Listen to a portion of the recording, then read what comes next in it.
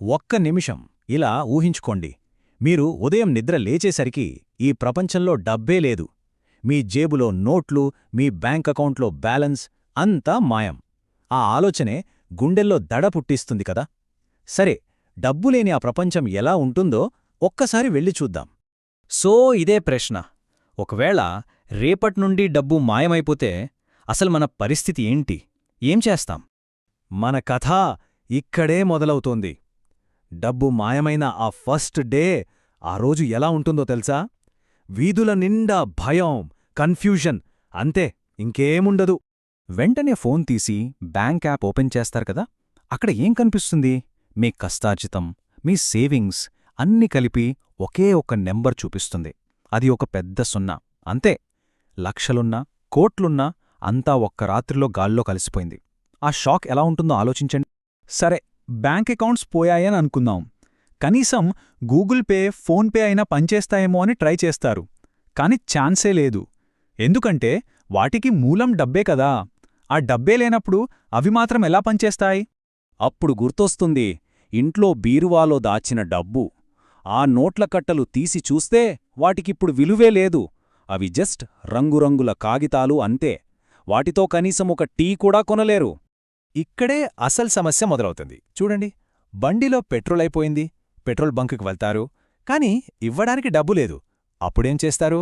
అయ్యా, నా దగ్గర డబ్బు లేదు, బదులుగా ఇంకేమైనా తీసుకుంటారా అని అడుగుతారు. చూశారా, ఈ ఒక్క ప్రశ్నతో మన సొసైటీ పునాదులే కదిలిపోతాయి. సరే, ఈ పెద్ద సంక్షోభాన్ని ఇంకా బాగా అర్థం చేసుకోవాలంటే ఒక రియల్ లైఫ్ ఎగ్జాంపుల్ తీసుకుందాం.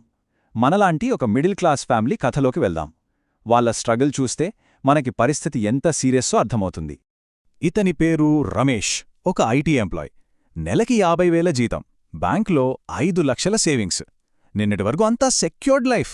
కానీ ఈరోజు ఆ జీతానికి, ఆ సేవింగ్స్కి ఏమాత్రం విలువలేదు. జస్ట్ నంబర్స్ అంతే. ఇంట్లో చూస్తే పిల్లలకి పాలు లేవు, వండుకోడానికి బియ్యం కూడా లేవు.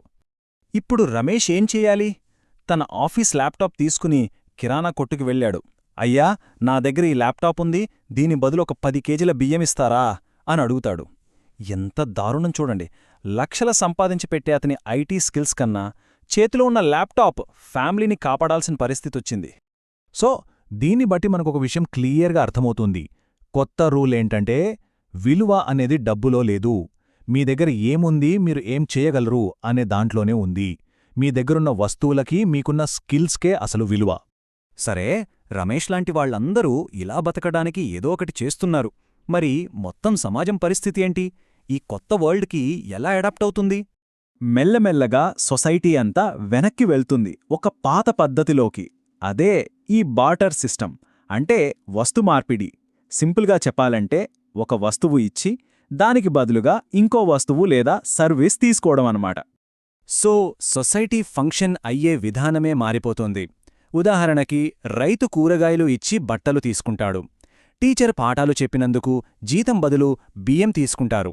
ఒక మెకానిక్ బండి రిపేర్ చేసినందుకు అతనికి ఫుడ్ దొరుకుతుంది. ఇలా అన్నమాట. అందుకే ఇప్పుడు మోస్ట్ ఇంపార్టెంట్ క్వశ్చన్ ఏంటంటే, మీ జీతమెంత అని కాదు, మీకు ఏ స్కిల్స్ ఉన్నాయని. డాక్టర్లు, రైతులు, కార్పెంటర్లు, మెకానికులు ఇలాంటి ప్రాక్టికల్ స్కిల్స్ ఉన్నవాళ్లే ఈ కొత్త సమాజంలో రిచెస్ట్ పీపుల్. అయితే ఈ బార్టర్ సిస్టమ్ వినడానికి సింపుల్గా ఉన్నా దీంట్లో బోలెడు ప్రాబ్లమ్స్ ఉన్నాయి. ఇది అంత ఈజీ వ్యవహారం కాదు. ఆ సమస్యలేంటో చూద్దాం. ఓకే, బియ్యం ఇచ్చి బట్టలు తీసుకోవడం ఈజీనే. కానీ ఒక డాక్టర్ హార్ట్ సర్జరీ చేస్తే అతనికి పేమెంట్గా ఏమిస్తారు? ఎన్ని బియ్యం బస్తాలిస్తే సరిపోతుంది? ఫ్యూచర్ కోసం ఎలా సేవ్ చేసుకుంటారు? కూరగాయలు పండించే రైతు వాటిని ఎన్నాళ్ళు దాచుకోగలడు? పాడైపోతాయి కదా. ఫలితంగా ఏమవుతుంది? అంతా గందరగోళం. గొడవలు, మోసాలు పెరిగిపోతాయి. బలమున్నవాడు బలహీనుణ్ణి దోచుకుంటాడు. ఇక విలువని దాచుకోవడానికి ఒక మార్గం లేనప్పుడు పెద్ద పెద్ద ప్రాజెక్టులు, కొత్త కొత్త ఆవిష్కరణలు అన్నీ ఆగిపోతాయి. సొసైటీ అక్కడతో స్టక్ అయిపోతుంది.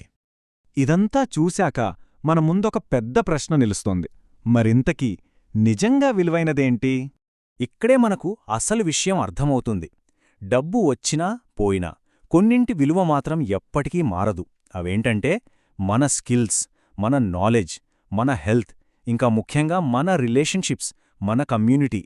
నిజంగా కష్టం వచ్చినప్పుడు మనల్ని కాపాడేది మన చుట్టూ ఉన్న మనుషులే, డబ్బైతే కాదు. సో మనం నేర్చుకోవలసిన పాఠం ఒక్కటే: డబ్బు మన జీవితంలో ఎంత ముఖ్యమైనా అదే జీవితమనుకోవడం పొరపాటు. నిజానికి డబ్బు అనేది మన లైఫ్ని ఈజీగా మార్చే ఒక టూల్ మాత్రమే, అంతే. అయితే ఈ ప్రశ్నతో ముగిద్దాం. ఒకవేళ రేపు నిజంగా డబ్బు మాయమైపోతే మిమ్మల్ని మీరు ఎలా కాపాడుకుంటారు?